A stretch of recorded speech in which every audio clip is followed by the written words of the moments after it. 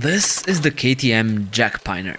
In 1997, the Austrians released this special edition dirt bike as an homage to the past and as a window towards the future. A bike that, at first glance, looks ordinary, normal. So, what makes this one particularly different? Well, this Jackpiner debuted one of the most controversial features KTM has ever added to their motorcycles. This is a story of trial and error, of love and hate. What was so special about it? When launched, this limited edition motorcycle was meant to celebrate KTM's multi-decade journey across the new world. It was a tribute to Penton, featuring its iconic blue color and even John Penton's autograph on the front fender. You see, the original Penton 175 featured one of KTM's first in-house engines.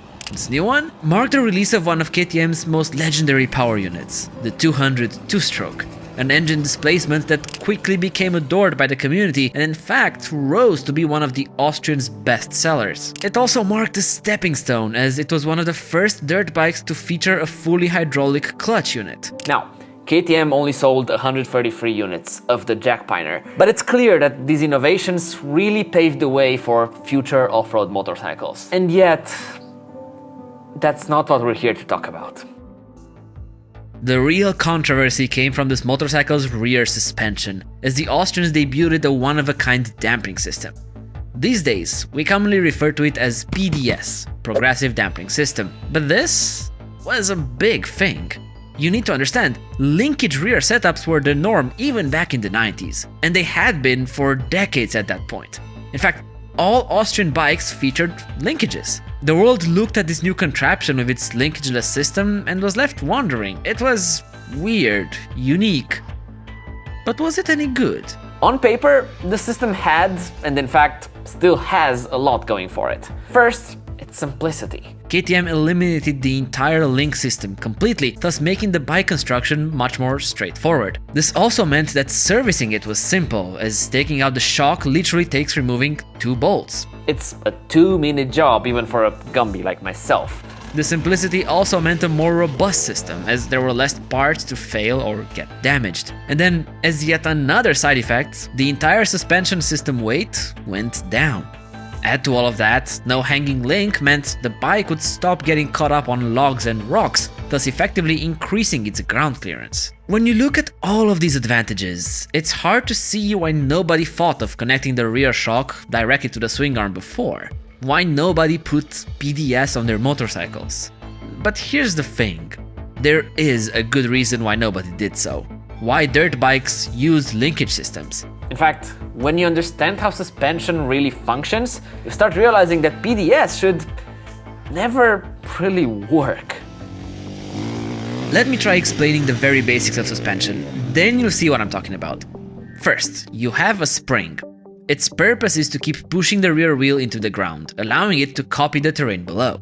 The thing is, springs keep bouncing up and down, and they compress and rise at a rate that's way too fast for regular riding. In fact, a spring by itself would make the motorcycle feel like a bouncy pogo stick. That's where the shock comes into play. Its main purpose is to tame the action of the spring, to slow it down. It's a piston that can only move up to a certain speed, thus controlling the spring's reactions.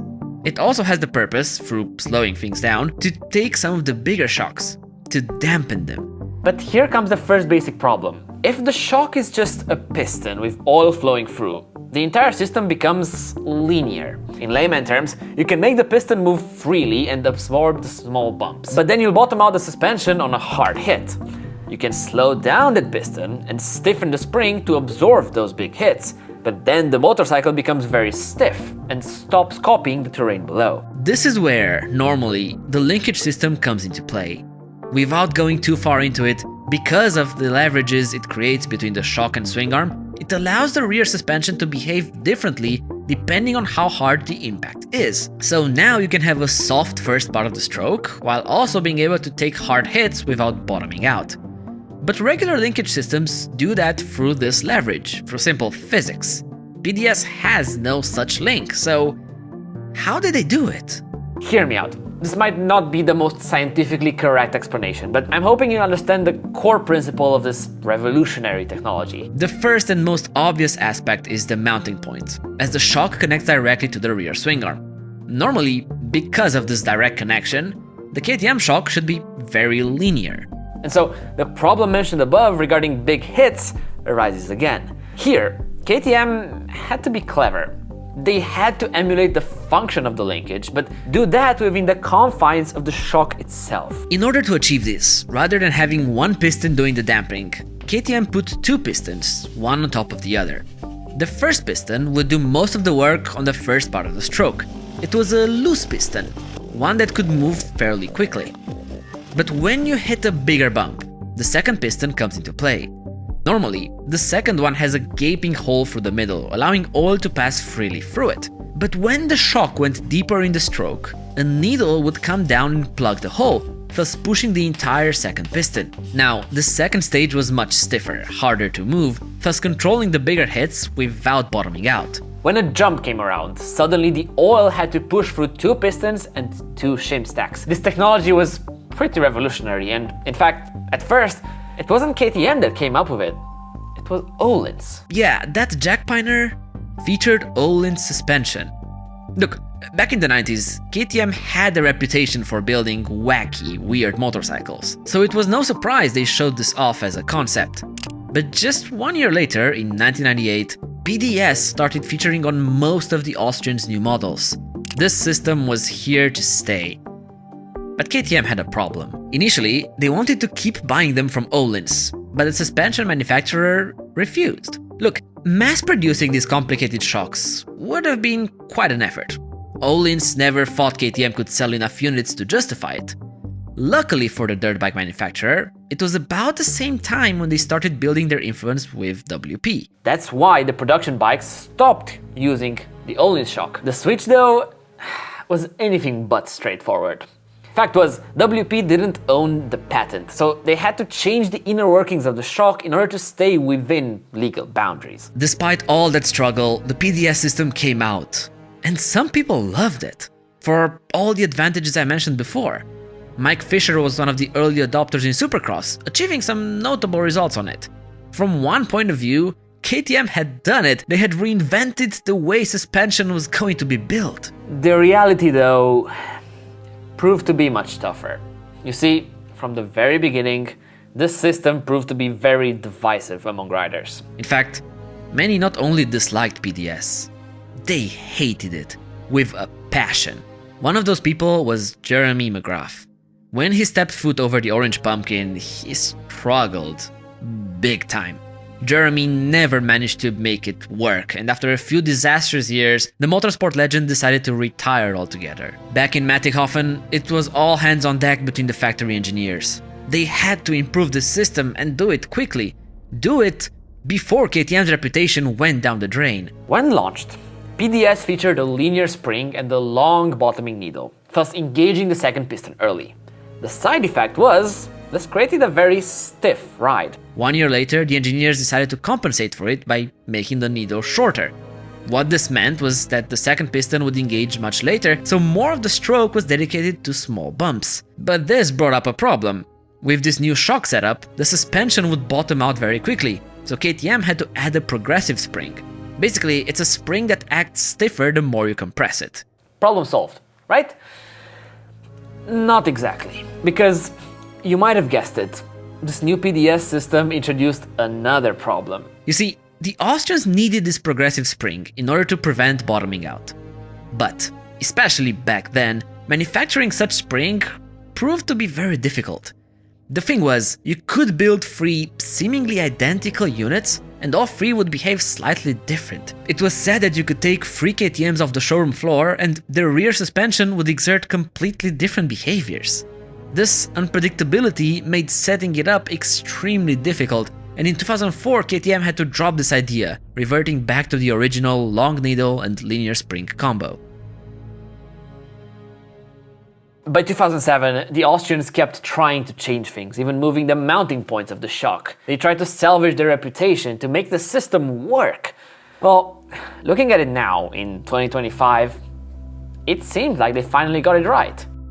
Or did they? From 2011, the Austrians switched all of their motocross and US competition dirt bikes back to linkage systems. It turns out, a classic link is still unbeatable in those fast and hard-hitting sections. But these days, all of KTM's EXC offerings, the Enduro models, still come with a PDS shock. So let's answer a question that has been asked for decades. Which is best? Technically speaking, PDS still has some inherent limitations when compared to its linkage counterpart. Tuning these shocks also requires more expertise given their inner complexity. But there are also some way more obvious disadvantages. For one, if you put a new KTM side by side with a Husqvarna, despite them sharing the same engine and frame, you'll notice that the orange machine tends to stand taller. And that's because of that rear suspension setup. And for people like me who suffer from altitude problems, lowering a linkage motorcycle is easy, as you just change the length of those links without altering the suspension itself. You keep all that travel and you spend not that much. On PDS, you can't really move the shock, so lowering such bike is more complicated and can come with sacrificing part of your suspension. The progressiveness of linkages are still superior, especially when looking at specialized charts. Since linkage shocks are inherently simpler, tuning them also takes less effort. Servicing as well. So, case closed. PDS is just worse and they should kill it, right? Well, here is my opinion.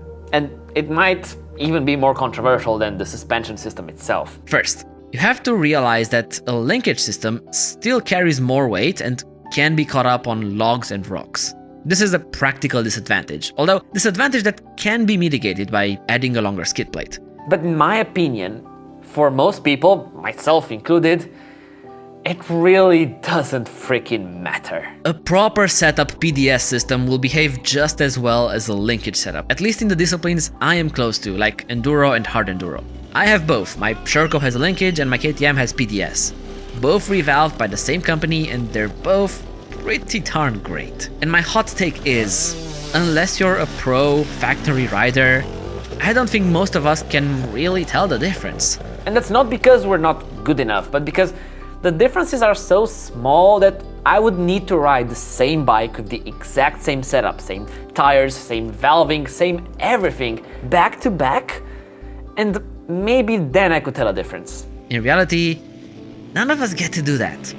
Because most of us are not pros, and especially in these disciplines I mentioned, I don't think it matters that much.